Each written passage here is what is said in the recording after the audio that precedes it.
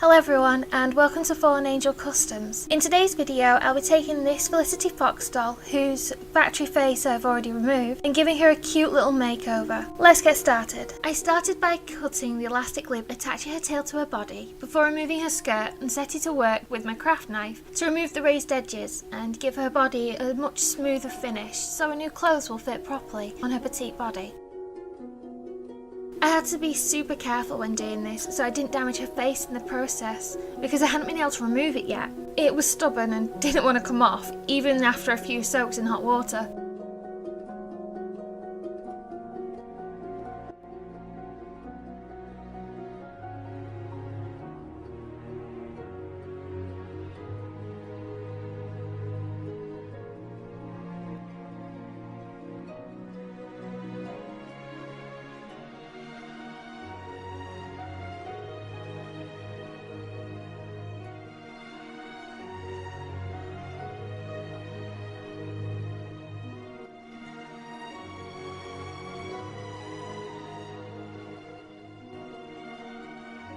With the main pieces shaved down by my craft knife, I used sandpaper to smooth and blend everything out.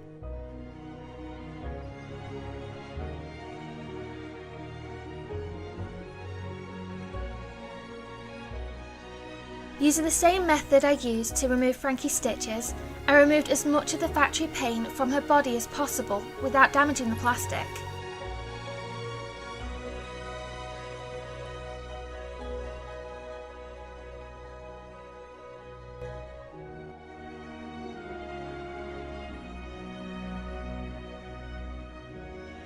This method is definitely much more suitable for minor removals on the hard plastic body compared to the larger surface area pieces.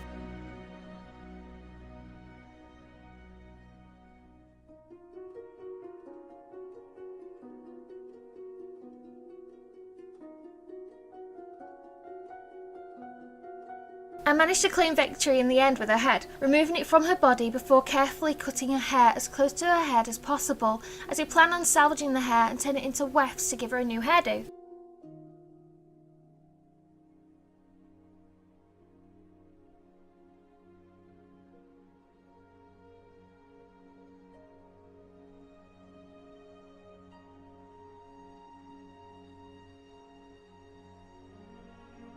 I removed her ears before trying to remove the remaining hair from the scalp, and made a small cut into her scalp because the hair didn't want to come out the same way it would with a Monster High doll. This is when I discovered that, like the 17-inch dolls, the end of the plugs have been melted inside instead of glue, which explained my initial struggle so much.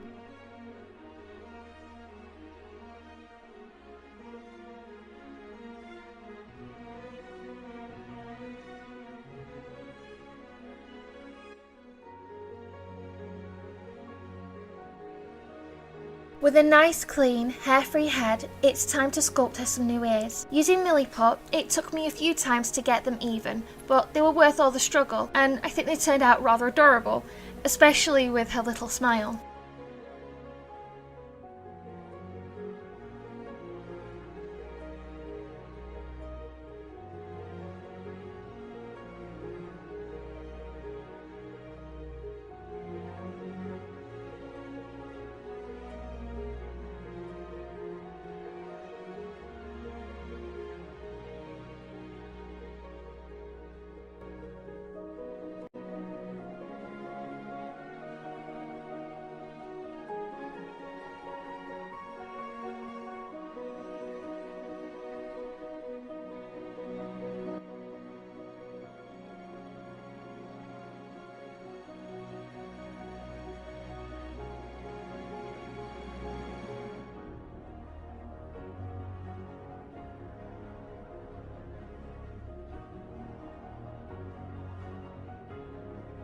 Now it's time to give this little fox some new clothing. I've been really inspired by Oriental style clothing lately, especially kimonos and yukatas with their bright and bold patterns. So, taking pieces from a few different patterns I own, I downscaled the pieces and made them just right for her, and decided to make a little yukata rather than just a full kimono.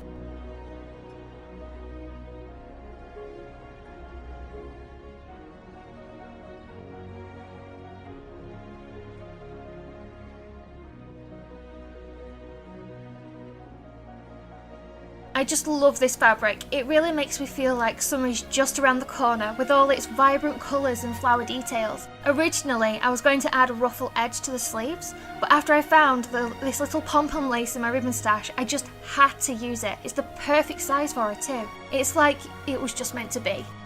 In the beginning, the obi gave me a little trouble.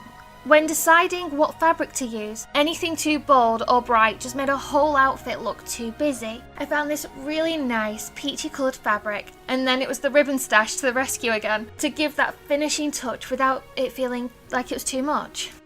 Her little sandals were super easy to put together. I drew around her little feet and cut out 2 pieces of craft foam and then another 2 pieces from some card, which when put together will form the base and the lining. Taking a thin piece of ribbon, I made sure it fit over the top of her foot with enough room to be removed. Going the ribbon down to the card to create the base and then onto the foam to create the soles.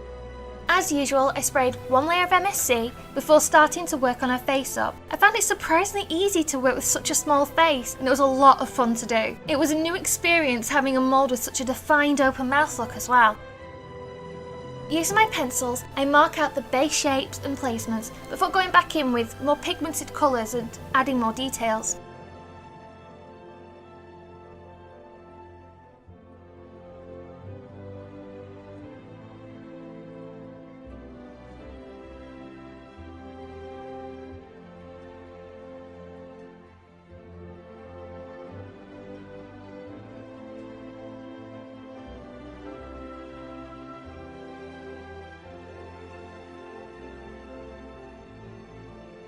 Her face took much less layers than my other face-ups, but I think the weather's to blame for that. It's been a lot colder recently, whereas when I've done hers, the weather's been a lot warmer and drier, so the MSC's been more cooperative with me.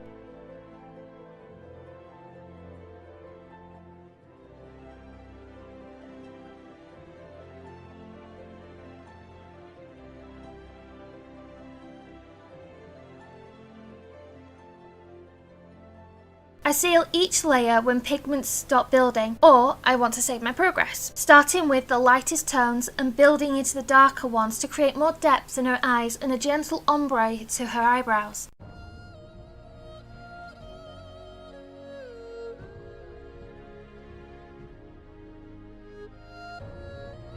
I seal each layer when pigments stop building, or I want to save my progress, starting with the lightest tones and building into the darker ones to create more depth in her eyes and a gentle ombre to her eyebrows.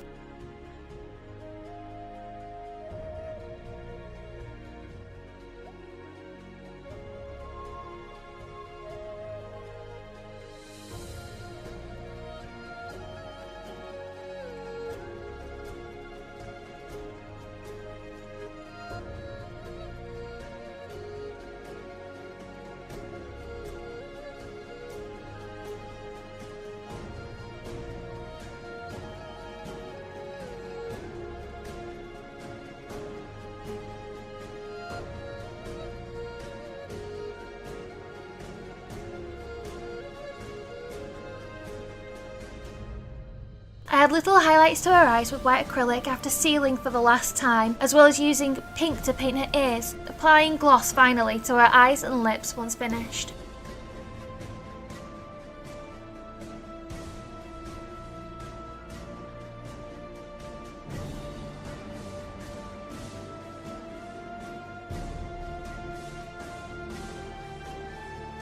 With the acrylic on her ears dry, it's time to add flocking to them to make them nice and soft. I made my own flocking by using some leftover red yarn that matched the colour of her hair and cut it up super fine. I placed PVA glue where I wanted the flock to go, before finally pressing it into place. I left about an hour of drying between each layer and then brushed off the excess before repeating the process.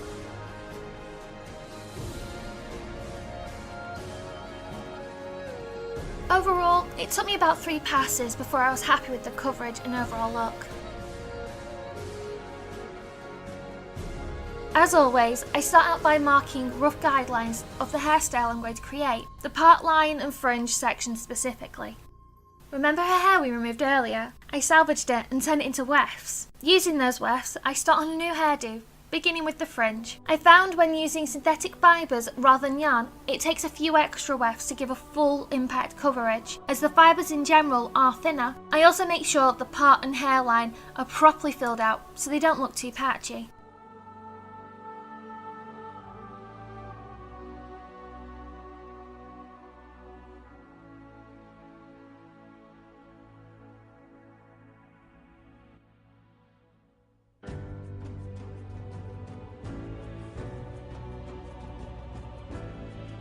Like when making yarn pigtails, I made a rolled weft and placed it into the middle of the centre of the section where the pigtail will sit once it's all tied together. It took me a few attempts to get the hair to cooperate, but I think that's mostly because of the size of the head and how short the hair itself was. I got there in the end though, after multiple attempts. I repeated the process on the other side to give her 2 pigtails, trimming them to be the same length.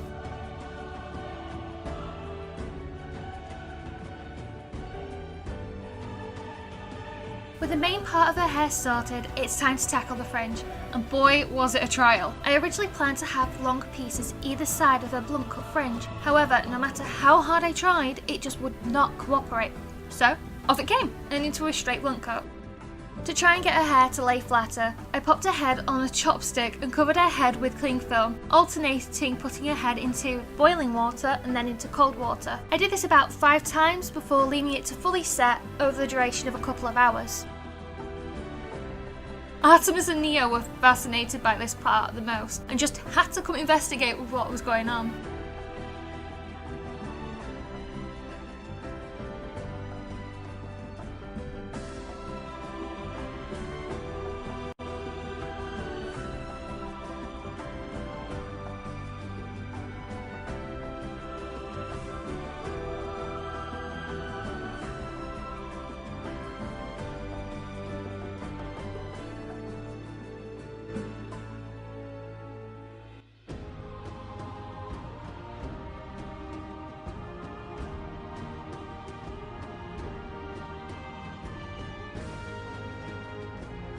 With all the pieces complete and gathered, it's time to put her back together and once again tackle the head situation, this time putting the head back onto her body. Are you ready to meet her, everyone? Meet April! Doesn't she look so cute with everything put together? I added some ribbons around her pigtails to look like hair ties and added another piece of ribbon to a charm I found in one of my many craft boxes to create a little adorable bag for her. I hope you enjoyed seeing April's journey. I know I enjoyed bringing her to life. Next month's video will be a little bit different, so don't miss out. Thank you everyone for joining us. Until next time!